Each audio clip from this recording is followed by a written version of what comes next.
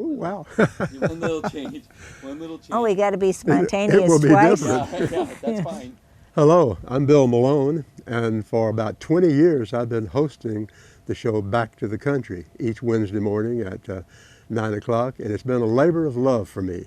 This, of course, country music has been a lifelong love for me, something that came almost from the day I was born, and not realizing then that I would one day be a historian or a student of the music.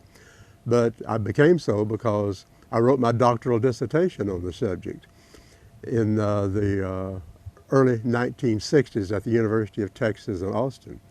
And I'm fortunate to have had the opportunity to do this show each Wednesday morning. Bobbie has been part of the show for several years now, ever since she retired from the Office of School Services at the University of Wisconsin. And from time to time, she also co-hosts the show with me, so it's very good to have her with me.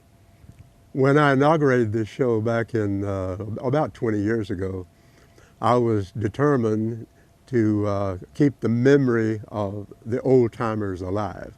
I play a lot of alt country music, people like Jimmy Dale Gilmore and Irish Dement, but above all, I want people to remember Uncle Dave Macon, Jimmy Rogers, the Carter family, Hank Williams, and all those folks who otherwise would be forgotten, I believe. There's virtually no show in the country that gives that kind of overall view of the music.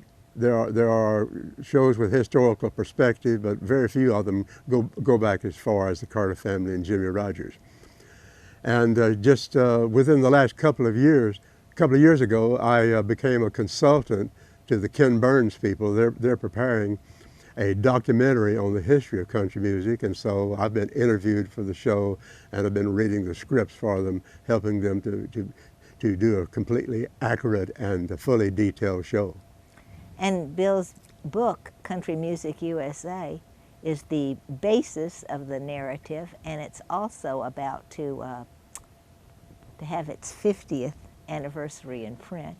And Bill's working on a full revision, and that'll be out right around 2018 on its 50th anniversary. So it's great to be able to share this passion of Bill's, his academic passion and it's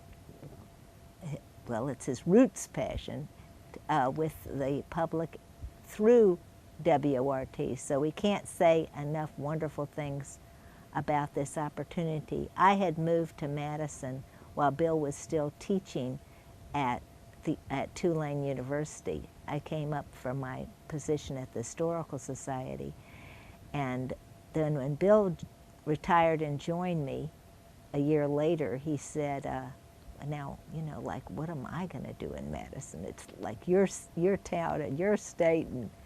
But he made a complete conversion by finding an opening on Wednesday mornings at WORT and he was here 2 months, and all of a sudden he was on the radio, and he was the star, and really that's how it happened. And I look forward to each Wednesday morning.